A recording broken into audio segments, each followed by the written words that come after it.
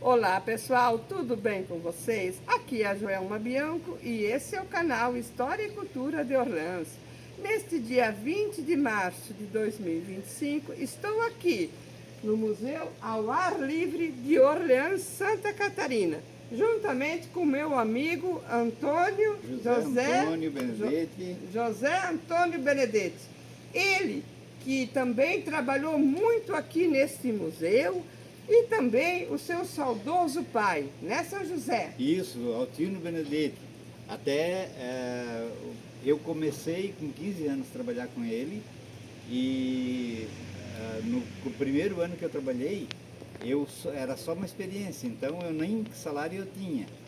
Se eu recebia alguma coisa, ele recebia para mim. E depois de um ano, que aí já que eu mostrei que eu podia produzir alguma coisa, aí eu fui contratado e aí eu comecei a receber um salário também e era um funcionário já da fundação. é, e aí eu já comecei a receber meu pagamento.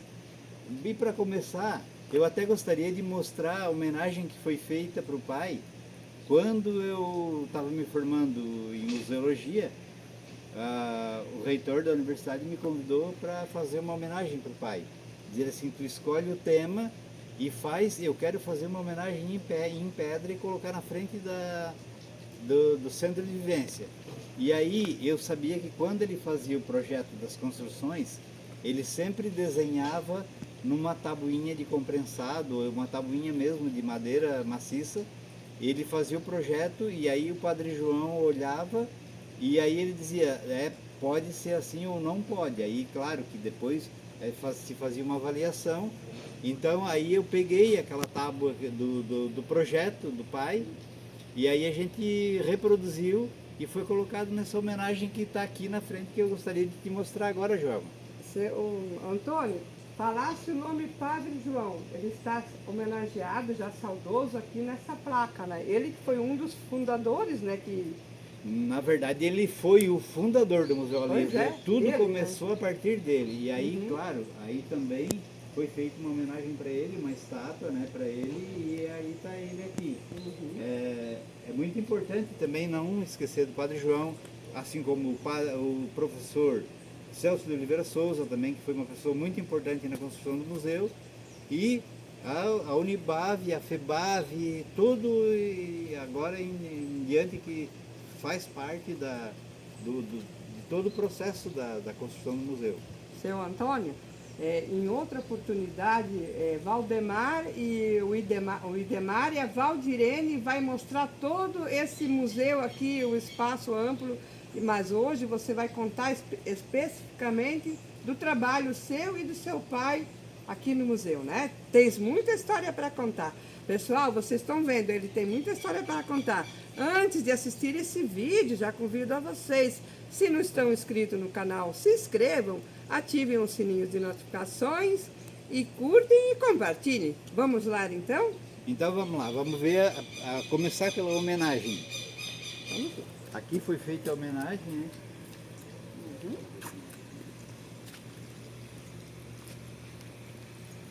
Então, como era para fazer uma homenagem para o pai, aí o que a gente escolheu? Uma foto dele trabalhando no museu. Aí começou com umas palavras aqui assim sobre o artesão das encostas da Serra Geral. Aqui o museu ao ar livre é o retrato que está difícil de ver agora, daqueles que lutaram com inteligência para dominar a natureza íngreme e contar a vitória do colono nas terras da princesa Isabel. Isso foi uma frase que está escrita no livro do Padre João e aí foi escolhido para colocar aqui. Então o pai era Altino Benedetti, ele trabalhou aqui na região de Orleans, Lauro Miller, Grã-Pará, aqui na região. Ele era um dos carpinteiros que tinha o conhecimento de construir roda d'água, engenho, tanto engenho de produção de farinha de mandioca, ou serrarias e coisas, no tempo que era tudo que funcionava com roda d'água. E aí quando começou a mudar e que foi instalada energia, aí claro, daí já se conseguia comprar a indústria já pronta para funcionar. Então aí, por isso que ficou sendo esquecido o sistema antigo, as rodas d'água, os engenhos de madeira, aí a preocupação do Padre João surgiu daí, porque vai se perder, daqui a pouco não se conhece mais. Então o Padre João, com as lutas que ele teve tudo de salvar essas memórias, aí ele conseguiu. E o meu pai, ele tinha o costume de fazer, sempre quando se fazia, nós vamos fazer uma casa assim, assim. Ele pegava um pedaço de tábua e ele fazia o projeto, riscado com o esquadro fazer o desenho, né? Ele fazia com escala, ele fazia o desenho todo daí, a partir desse desenho, aí a direção da FEBAV, do museu, eles aprovavam ou não.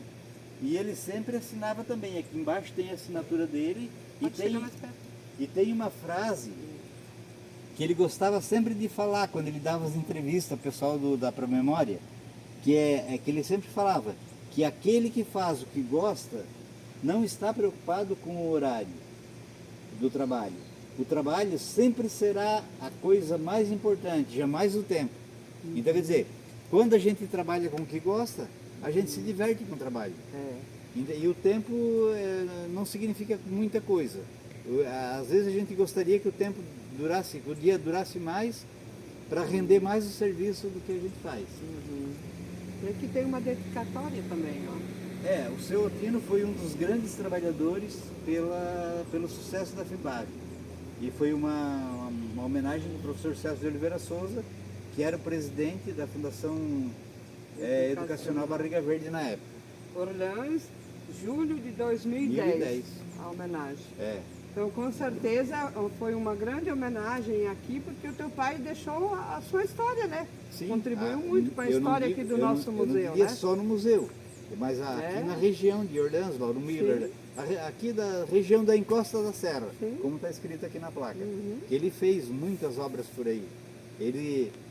Eu lembro que ele dizia que às vezes ele saía, a gente morava em Lauro Miller, e ele saía, às vezes ele ia a pé. Às vezes lá para o interior de Orleans, com uma caixa de ferramenta nas costas, uma bolsa de roupa e uma caixa de ferramenta. Ele ficava uma semana trabalhando. Então ele passou muito trabalho, mas ele também fazia porque ele achava interessante manter as coisas funcionando. E se não fosse ele, talvez as coisas também não tivessem funcionando, porque ele que era um dos carpinteiros que controlava, que tinha o controle sobre a manutenção e a produção das peças de um engenho, de uma serraria, que isso é um conhecimento que eu não diria que vai se perder, mas que se está se esquecendo um pouco. Né? A gente ninguém é insubstituível, que sempre pode, hoje com todos os recursos que a gente tem, alguém pode fazer um vídeo e daqui a pouco uma outra pessoa pode reproduzir. Mas ainda assim eu acho difícil conseguir naquele sistema de antigamente, porque o meu pai, quando ele fazia uma máquina, era tudo com ferramenta manual. Era serrote, era formão, era machadinha, era tudo ferramenta que usava a mão, usava força braçal. Eu hoje faço uma roda d'água, só que uma roda d'água que eu faço hoje, talvez eu leve a metade do tempo que o pai levaria. Porque hoje eu tenho muitas ferramentas que eu posso usar, que aumenta o desempenho do trabalho em bastante tempo, assim. Eu gasto muito menos tempo. Então uma roda d'água que o pai levaria 2 meses para fazer, eu faço em 1 mês.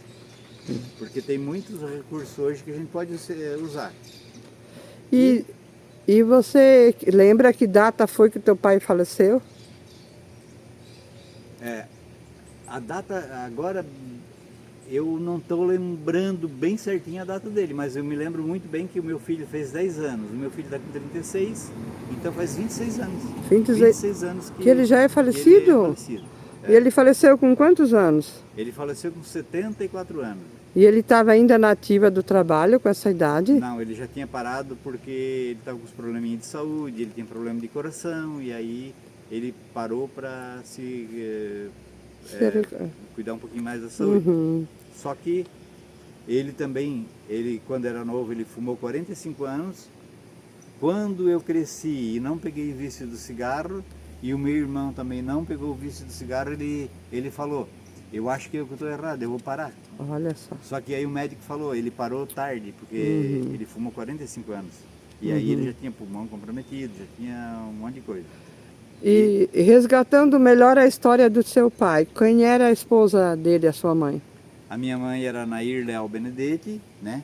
Que era do interior de Lauro Miller também. Faleceu com que idade? Ela faleceu com, eu acho que era 70 e alguma coisa também. 76, se eu não me engano.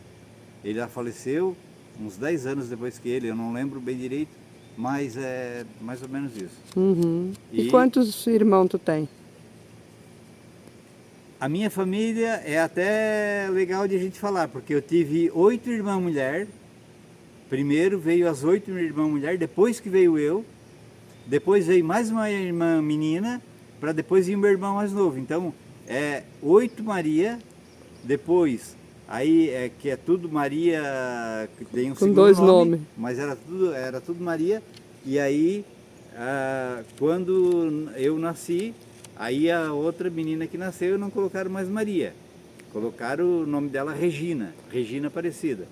Aí depois tentaram mais uma vez e aí veio meu irmão mais novo. Então, tanto eu, elas tinham o nome de Maria, eu e meu irmão temos o nome de José. É José Antônio e José Luiz. Que eles tinham um costume de sempre colocar Maria e José em primeiro, né? E lá em casa não foi diferente dos costumes dos italianos, foi assim. E quantos filhos deu mesmo? 12? Deu 11 filhos. 11? Isso deu 11 que deu certo. Sim. Porque entre um e outro aí, sempre um não dava certo. Que ela perdia, trabalhava muito naquela época. A minha mãe fala que uma vez ela estava com um balaio de mandioca na roça, e aí ela escorregou, caiu e perdeu que seria um outro irmão que eu ia ter. E o teu pai é natural de Orleans? O meu pai ele é natural de Lauro Miller. Ah, Lauro Miller. Depois passou a morar em Orleans? Não, ele nunca morou em Orleans. Ah, é? Ele sempre morou ali no quilômetro 107, entre Orleans e Lauro Miller, tá. para cima do Oratório um pouquinho. E aí ele sempre trabalhava na região, mas ele sempre morando lá no 107. E você, casou com quem? Eu casei com uma menina lá do Guatá, que no começo, quando a gente se conheceu, ela só estudava ainda, ela fazia no tempo, não era pedagogia ainda, tinha era um estudo que era para professor, mas não era ainda pedagogia. E depois a gente casou, depois aí ela fez o curso de pedagogia, depois ela fez curso de pós-graduação e trabalhou, se aposentou aqui no município de Orleans como professora, sempre há muitos anos, acho que ela trabalhou, se eu não me engano, foi 20 e poucos anos aqui no município de Orleans. Agora se aposentou, aí ela parou para cuidar um pouquinho melhor também da vida. E da neta, que agora a gente tem uma netinha também, que a gente tem que dar atenção, né? Então, e como é que é o nome dessa menina mesmo? a netinha é a Aurora. E a sua esposa? A minha esposa é Elisete de Oliveira. E o seu filho? Sua Meu filha? filho José André, e eu tenho uma filha também que é a Letícia Benedetti. Uhum. E o José André, o Zé, como todo mundo conhece, ele, quando era pequeno, ele veio aqui para o museu também, ele começou também a me ajudar a fazer alguma coisinha, e ele até estava começando a desenvolver alguma coisa. Só que aí, hoje, todos querem estudar. Ele foi estudar, e aí fez engenharia, e hoje trabalha uma profissão que não é mais a nossa, né? Mas ele tem também um donzinho de trabalhar com carpintaria também. E eu acho que esse é um dom que faz parte da família Benedetti. O meu bisavô veio da Itália como carpinteiro e já começou a construir aqui essas engenhos. O meu avô trabalhou a vida toda também construindo engenho. O meu pai, o meu tio, eu tenho o tio Gilmar Benedetti também, que trabalhou aqui também na construção do museu, que também sempre trabalhou como carpinteiro. Uhum. E a família Benedetti, a maioria é nessa profissão, carpintaria. Você é familiar do seu Newton Benedetti? O Newton Benedetti era primos irmão do meu pai. O pai dele e o meu avô eram irmão. Então, e morava pertinho ali no 107, sempre morou no 107. Então tá. Então agora eu vou convidar você então para nós visitarmos o museu aonde tem as máquinas, o maquinário que você trabalhou e seu pai trabalhou. Pode ser? Então nós vamos entrar lá dentro, nós vamos começar pela roda d'água, que a roda d'água é uma coisa que é o cartão de visita do Museu ao Ar Livre, né? Aí nós podemos ir lá então e começar por lá.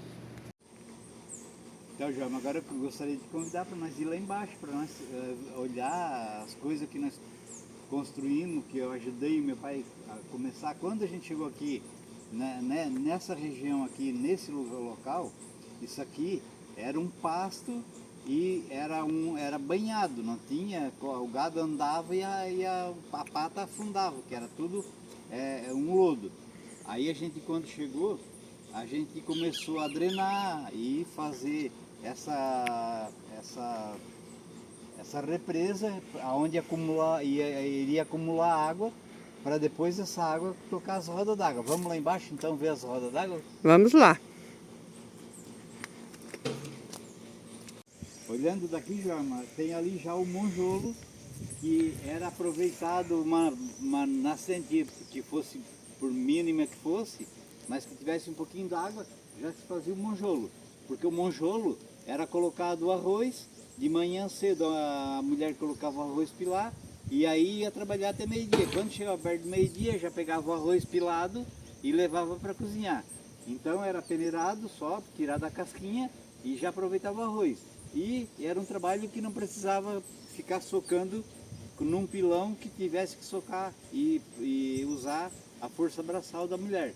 Ali já se usava como uma máquina, né? Mais automatizada já até. Que foi vocês que fizeram? Então, aí a gente reproduziu o monjolo, foi tirado pegado uma réplica e aí foi reproduzido um monjolo do mesmo estilo. E aí agora já tem também um outro pau que eu comecei quando eu trabalhava, que já ficou quase pronto para quando aquele ali não tiver mais condições de funcionar, aquele já estaria pronto para já colocar ali, fazer os acabamentos e ele estaria funcionando também. Então, João, aí a represa foi construída e aí, a partir da represa, foi construída a calha, as calhas que levam água para cada roda d'água. Você pode olhar, que foi calha de madeira, essa aqui já foi trocada 3 vezes. A de baixo? Calha, que já foi trocada, porque a madeira ela não aguenta muito tempo, porque ela fica exposta à água e ao sol, então ela se acaba rápido. Mas a água ela vai por calha de madeira, até chegar na roda. Então, chegando aqui do lado do monjolo, a gente já vê as rodas d'água. Aqui no museu tem 4 rodas d'água e uma turbina. Tem uma roda d'água que é menor, que rodava a ferraria. Tem a roda d'água que é tocada por pá também, que era um sistema que aonde não tinha caimento de água, por exemplo, que ela tinha que funcionar por baixo. Então ela não tinha como a água subir em cima da roda, porque não tinha caimento. Então eles faziam a roda para ela tocar por baixo. Era um sistema diferente, que era o sistema de pá. E aí foi reproduzido aqui no museu também para ter esse estilo de roda para funcionar. Tem também uma turbina. A turbina também ela funciona com pressão d'água. Aqui nesse caso, a água desce lá de cima da calha, que tem um caimento bem grande, em 45 graus, que bate nas pás e faz a turbina funcionar. E a turbina daí toca a serraria.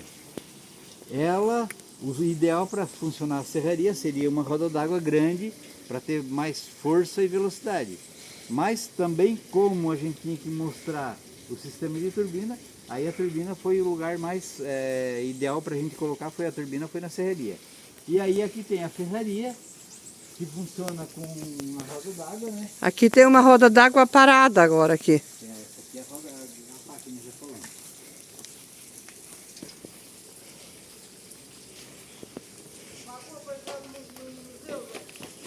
Olha, estou esperando aqui.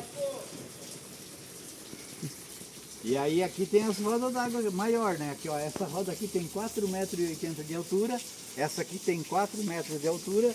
Tem Elas outra são lá. umas rodas d'água que foi construída no tamanho também que pudesse a água chegar em cima. A gente podia ter construído uma roda d'água de 6 metros de comprimento, só que daí seria difícil de água chegar por causa da represa. Também não tinha muito como ela ser mais alta. E aí foi construído no tamanho também que pudesse funcionar. Então uma roda d'água ela é construída, a base na época era tudo feito de pedra, porque a pedra ela daria uma sustentação maior, né? Então era construída a base de pedra, colocada a roda, o eixo de madeira, feito com uma madeira de mais ou menos, que desse um eixo de 40 centímetros de diâmetro, de raio, né? E aí ela funciona sempre com o peso da água conforme o tamanho do braço, do centro do eixo até no fim da roda ali, ó. Ela tem aquela alavanca ali que produz a força para girar.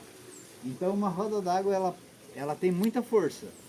Se ela tiver capacidade de acumular água, ela pode funcionar lenta, mas ela vai ter muita força porque o peso da água ele vai pesando até a partir do momento que ela gira, e quando chega embaixo descarrega. Então sempre fica um lado pesado que está cheio d'água e o outro que descarrega a água, ele já fica vazio e sobe. Então produz o movimento de giro. E aí a partir dali a gente consegue aumentar a velocidade lá por meio das polias lá dentro do engenho, né? Se a gente precisa de velocidade, a gente vai aumentando de uma polia maior para uma menor, vai aumentando a velocidade. E no caso contrário, seria de uma polia menor para uma maior, para diminuir, por exemplo, a velocidade, mas aumentaria a potência. E o teu pai ajudou a fazer aqui também essas rodas aqui. Qual é a maior, moço? A maior seu Antônio? É essa aqui, que é da essa aqui é a maior. Essa aqui foi a primeira roda d'água que foi construída. A primeira roda d'água que foi construída aqui... Toca marcenaria aqui dentro. Essa roda d'água ela foi doada pela família Librelato, que na época eles tinham a roda d'água pronta para colocar funcionar, mas aí já surgiu a energia elétrica e eles começaram a usar a eletricidade, então a roda d'água ficou lá guardada. E quando o Padre João teve a ideia de construir um museu, aí eu não vou dizer que foi doada, talvez foi doada, eu não lembro mais, ou se foi comprado da família Librelato, mas eu acredito que foi doada. E aí foi montada a primeira roda d'água aqui. Quando foi montada a primeira roda d'água, para tornear o mastro, para colocar a ferragem do mastro, na época não tinha nada que produzia energia aqui. Não tinha nem energia elétrica. Então aí a gente tocava o mastro com a manivela. Até a manivela está lá também, lá em cima nas oficinas artesanais, que aí quando eu achei a manivela que já estava sendo descartada, eu lembrei que aquela manivela foi aqui nós tocamos o eixo para tornear o eixo. Então aí eu guardei ela e a gente inventariou ela e ela faz parte agora também do acervo do museu. Então, pessoal, vocês gostaram dessa lembrança com o seu José Antônio Benedetti, contando a história da participação dele e o pai dele também no museu, ao ar livre, aqui de Orleans, Santa Catarina? Então, curtem, pessoal, compartilhem, deixem o seu comentário, se inscrevam no canal se ainda não estão inscritos. O meu muito obrigado e até um próximo vídeo.